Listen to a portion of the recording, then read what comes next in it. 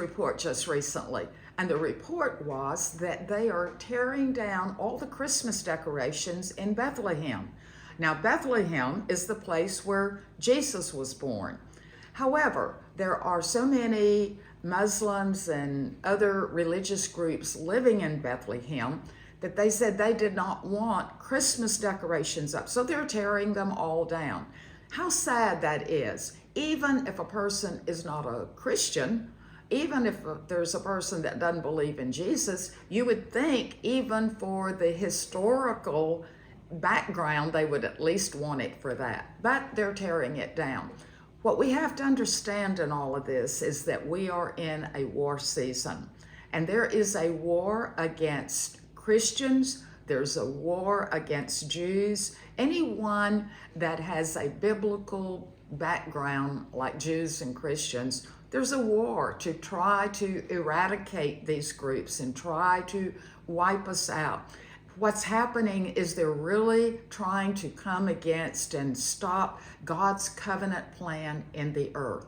But the good news is God is raising up his people today. He's raising up believers, Christians just like you, and they're letting their voices be heard. We will not be silent in the midst of this war.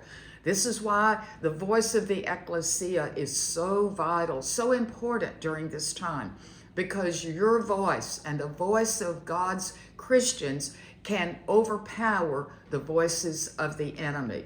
So it's important at this time of the year, this Christmas season, that we really remember what it's all about.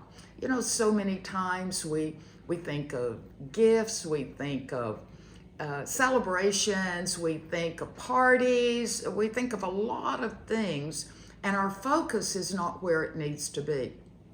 We need to remember what Jesus did for us. We need to remember his birth and why he came into this earth and the power that he left us as his followers to be able to rise up in the midst of every antichrist spirit, every wrong ideology that would try to stop God's purpose and God's covenant plan in the earth.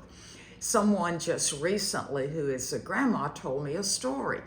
And she said that she was so excited about Christmas. She's just one of these that loves people and loves all of the get-togethers. And so she said, oh, this is so much fun. She said, parties and family and gifts. This is what Christmas is all about. Well, her little 8-year-old grandson was standing there, and he looked at her and he said, no, that is not what Christmas is all about. Christmas is about the birth of Jesus. Now, he was an 8-year-old. So I'm just saying, if an 8-year-old has the understanding and the revelation of what Christmas is all about, you and I should be able to be that same way. He let his voice be heard as an 8-year-old to declare what the true meaning of Christmas is all about. You and I can do that same thing. Have a wonderful, wonderful Christmas. God bless you.